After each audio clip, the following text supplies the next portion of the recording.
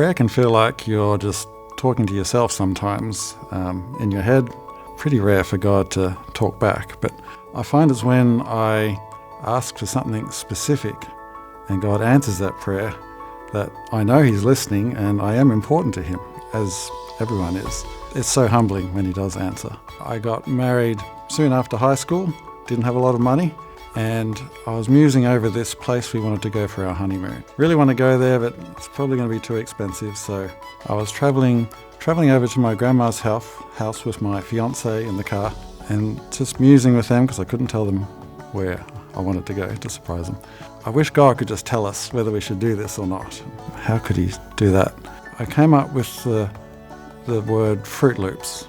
We said, well, if we hear the word or see Fruit Loops tonight, we know that's a sign we should do it. That was essentially my prayer to God, So we ended up going into my grandma's house, and there was my cousin sitting at the table eating Fruit Loops. And never saw him before that or after that eating Fruit Loops. I went up to him the other day and just asked, do you like Fruit Loops? Like, no. So we took that as an answer to prayer, and I ended up buying the smallest, cheapest windowless room at this place. And it turned out my uncle worked there, and he upgraded us to their best room, and we got all this extra service. So I was thankful that God stepped in and answered that seemingly trivial prayer, but it just felt important to God. I believe God's a mate of mine. He's not all serious, and so he has spoken to me this way several times, answering such. Now, He doesn't always answer yes, and some people can be a little bit confused of why He would answer yes to my honeymoon location and not answer a prayer to heal someone of a terminal illness. I mean, surely healing someone's much more important than, giving me a nudge to a honeymoon destination.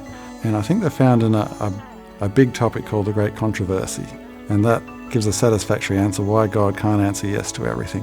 But I do believe, as the Bible says, Jesus is going to come back and everything will be made new, and all those unanswered prayers, we'll be able to find out why.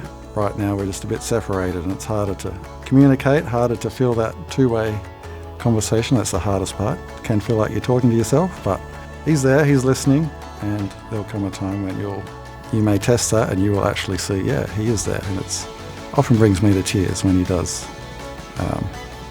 speak back like that.